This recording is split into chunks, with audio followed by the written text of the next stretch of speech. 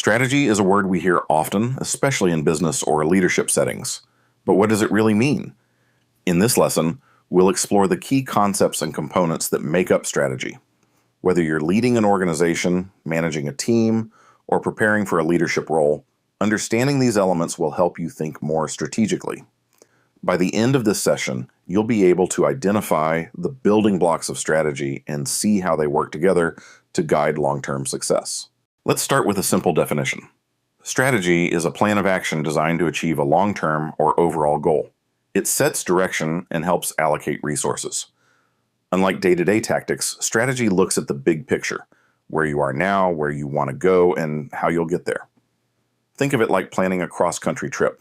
You need a destination, a map, and enough fuel to keep moving. A key component of any strategy is the vision.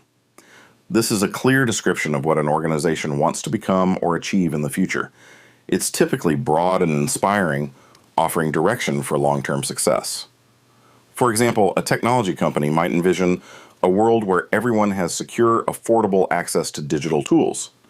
The vision doesn't explain how to get there, just what the end state looks like. Closely tied to the vision is the mission. While the vision is about the future, the mission focuses on the present.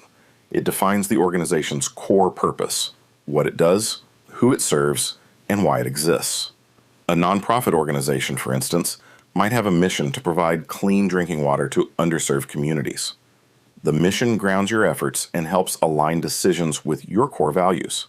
Once you have a clear vision and mission, strategic objectives come next. These are specific, measurable goals that push your organization forward. Strategic objectives act like milestones on the road to your vision.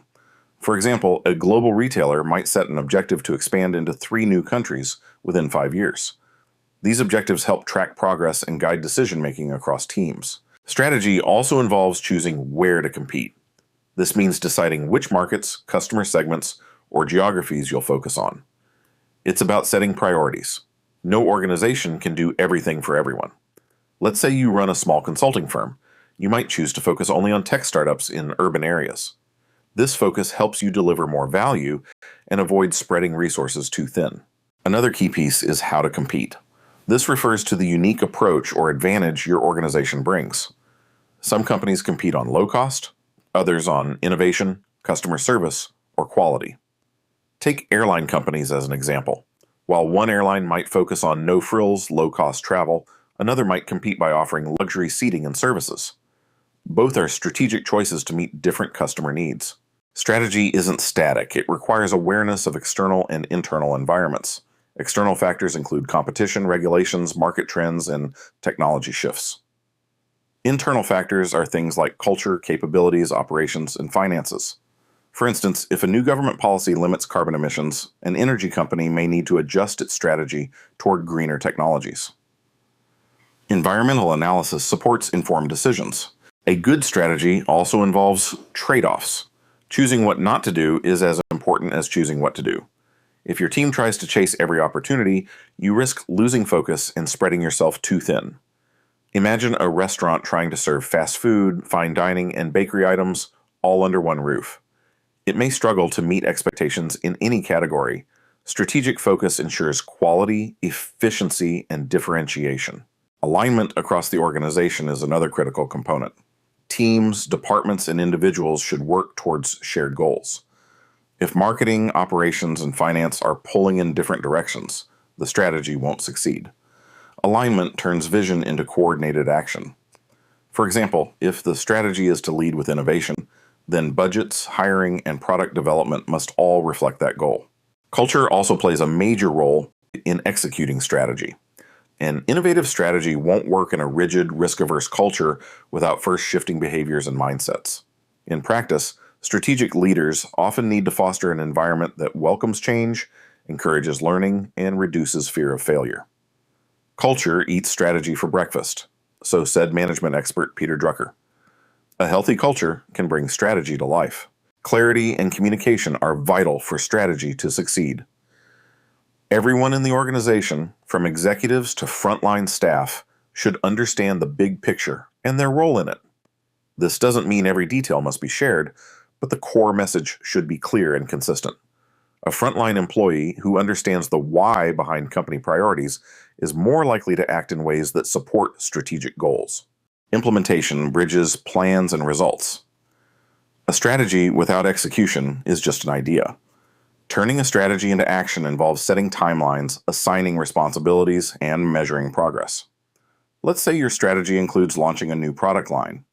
Implementation would involve product development, marketing, staffing, supply chain logistics, and customer service planning, all aligned with the strategic goal.